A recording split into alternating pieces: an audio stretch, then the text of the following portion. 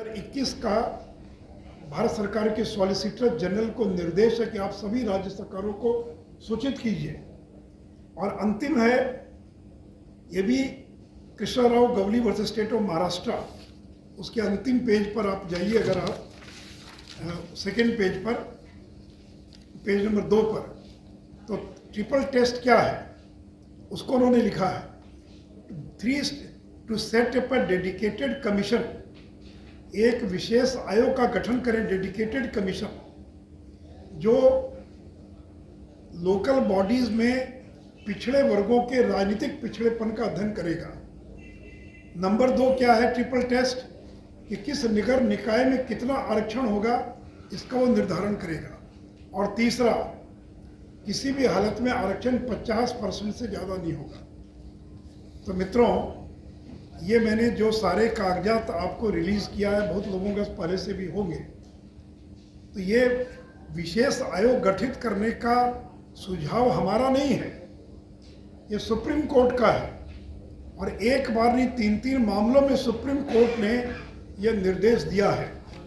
उसके बावजूद आपने सुप्रीम कोर्ट के निर्देशों का बिना पालन किए आपने चुनाव कराने की पहल करा दिया। अब ये कह रहे हैं कि 2007 में चुनाव हुआ, 2012 में चुनाव हुआ, 2017 में चुनाव हुआ, बीजेपी उस समय शामिल थी, उसमें कहाँ ट्रिपल टेस्ट की बात थी, उसमें कहाँ कोई कमीशन बनाने की बात थी। तो नीतीश जी अब सही कर रहे हैं। अरे सुप्रीम कोर्ट का आदेश तो 2021 में आया है, 21 के पहले अगर कोई चुनाव हुआ तो उसके लिए ट्रिपल टेस्ट की आवश्यकता नहीं थी। और आप करें कि गांधीनगर में कैसे चुनाव हो गया, तो अगर कोई कोर्ट में जाएगा तब ना कोर्ट रोकेगा। अगर पंचायत के चुनाव के दौरान कोई कोर्ट चला गया होता तो बिहार में पंचायत का चुनाव भी रुक गया होता। अगर कोई चोरी करेगा और एफआईआर दर्ज करेगा तब ना पुलिस कार्रवाई करेगी। अगर आप एफआईआर ही नहीं करेंगे तो पुलिस कार्रवाई कैसे करेगी।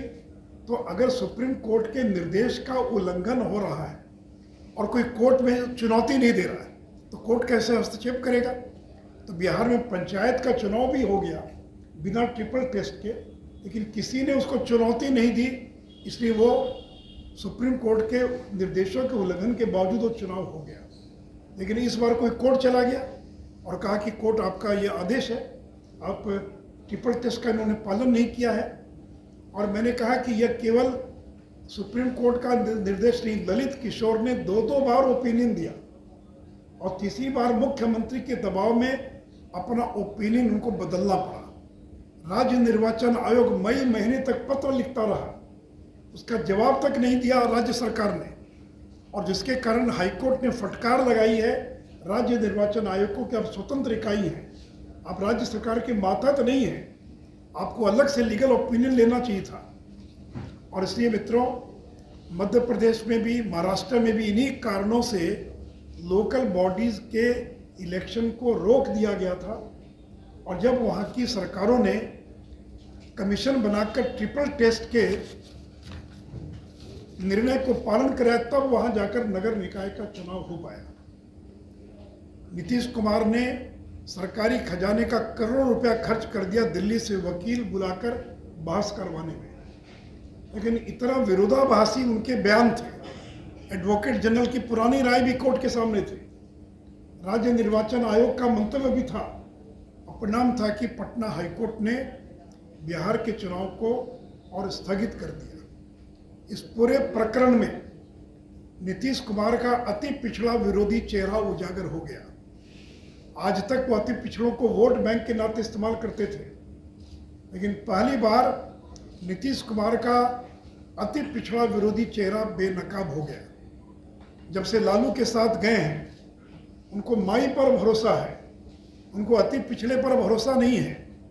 क्योंकि नीतीश कुमार को मालूम है कि जो अति पिछड़ा बिहार का है वो नरेंद्र मोदी के साथ खड़ा है।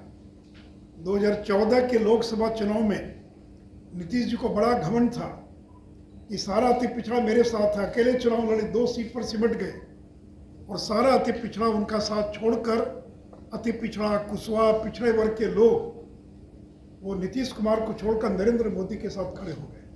और उनको मालूम है कि 2024 में भी यही बिहार के अंदर होने वाला है, इसलिए अब उनको माई पर भरोसा है